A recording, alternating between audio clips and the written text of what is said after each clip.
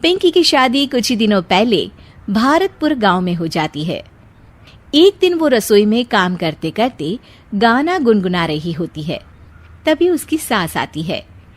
बिजली गिराने मैं हूँ आई, कहते हैं मुझको हवा हवाई, हवा हवाई, वी वी वी वी वी। ओहो, हवा हवाई मैडम, कहीं उड़ मत जाना हवा से। अरे मम्मी जी, उड़े मेरे दुश्मन। आप बताओ, कुछ काम था क्या? हाँ, काम तो था। हमारे पड़ोस वाले गांव में उषा रहती है ना, उसने कुछ सामान बोला था मुझे लेकर जाने को। अब मेरे घुटनों में हो रहा है दर्द, तो तुम ही पहुंचा दो ना बहू ये सामान। अरे वाह, इतने सुहाने मौसम में घर से बाहर निकलने को मिल रहा है, मजा आ जाएगा। ये लो बेटा, ध्यान से जाना और लौटते वक्त उस गांव के कुल देवता के मंदिर में भी माथा टेक आना। हाँ हाँ मम्मी जी, जैसा आप कहें। पर ये सब करने के लिए थोड़ा सा खर्चा पानी मिल जाता तो। अरे पानी तो तुम्हें उषा पिला देगी, और खर्चा तुम ज्यादा करना मत, ठीक है बहू? जाओ, शाम तक घर लौट आना, ठीक है बहू रानी? सास वहां से चली जाती है और पिंकी पड़ोस वाले गांव में पहुंचती है और उसे कुल देवता का मंदिर दिखाई देता है। पहले मंदिर होकर आऊं कि सामान देकर आऊं? चलो मंदिर ही हो आती हूँ। पिंकी मंदिर के पास जाती है, तभी उसका पैर एक पत्थर से टकराता है। हाय रो, मर गई रे। पिंकी देखती है कि वो पत्थर चमक रहा होता है। पिंकी वो पत्थर उठा लेती है। अरे, ये पत्थर तो चमक रहा है। वो पत्थर देख ही रही होती है कि तभी उसे एक आवाज सुनाई देती है। दन दना दन दन दन दन, जो तेरा मन चाहे तू बन। अरे, ये आवाज कहाँ से आ रही है? जो तेरे हाथ में पत्थर है उसी में से बोल रहा हूँ मैं पिंकी। ये पत्थर है जादुई, और ये लगा है तेरे हाथों में, तो ये हुआ तेरा। अब तू जिसके रूप में आना चाहे आ सकती है। ये पत्थर हुआ तेरा। दन दना दन दन दन दन। क्या सच में ये जादुई पत्थर मेरा हुआ? अरे वाह वाह वाह वाह। पिंकी अपना काम खत्म करके घर आती है और उसकी सास रसोई में काम कर रही होती है। अब वक्त है इस पत्थर का इस्तेमाल करने का।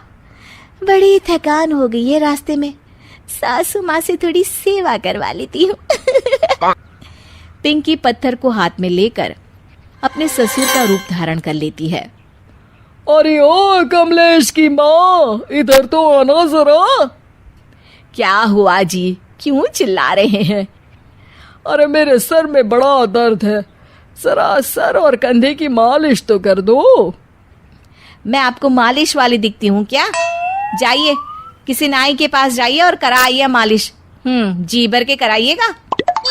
अरे तुम ही तो हो मेरी मालिश वाली।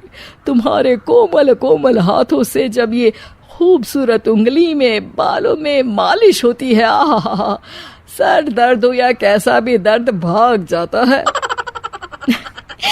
आप भी ना, आपने पहले तो कभी मुझसे ऐसे बातें नहीं की। आइए बैठिए, कर देती हूँ मालिश।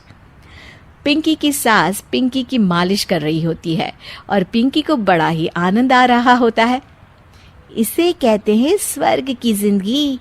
सासू माँ के हाथ किसी हथौड़े से कम नहीं है, पर फिर भी फ्री की मालिश तो मिल रही है ना। वाजी वाजी वाह। कुछ देर बाद पिंकी अपने कमरे में आ जाती है और पिंकी के असली ससुर घर आते हैं। पिंकी की सास अपनी तारीफों से बाहर ही नहीं निकली होती है। सुनिए जी, आज ना आपकी बातों ने तो मन ही मोह लिया मेरा। बातें? कौन सी बातें? अरे वही कि मेरे इतने मुलायम हाथ और इतनी खूबसूरत उंगलियां हैं। ससुर जी को तो कुछ भी समझ में नहीं आता और पिंकी वहां आकर चुपके चुपके उनकी बातें सुनकर आनंद ले रही होती है। अरे मैंने ये सब कब कहा?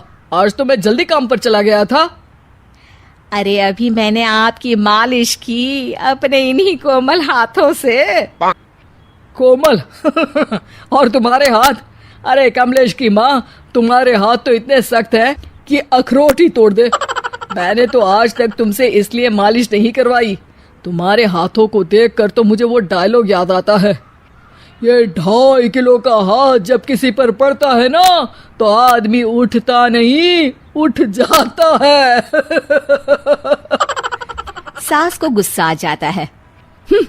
आए बड़े मेरे हाथ को 2.5 किलो का कहने वाले। अरे खुद की तोंद देखी है, बारात का ढोल भी शर्मा जाए देखकर। पिंकी उन दोनों की बातों से हंसी रही होती है कि तभी वहां कमलेश आता है और वो बहुत परेशान होता है। मैं तो लूट गया। अरे क्या हुआ कमलेश? दुकान में कल वो गुंडा जग्गू दादा आए थे और धमकी देकर गए हैं कि 1 लाख का हफ्ता देना पड़ेगा, नहीं तो मेरी दुकान तोड़ देंगे। सभी चौंक जाते हैं। क्या पिंकी अपने पति कमलेश को जग्गू दादा से बचा पाएगी? जानने के लिए देखिए रूप बदलने वाली बहू पार्ट 2।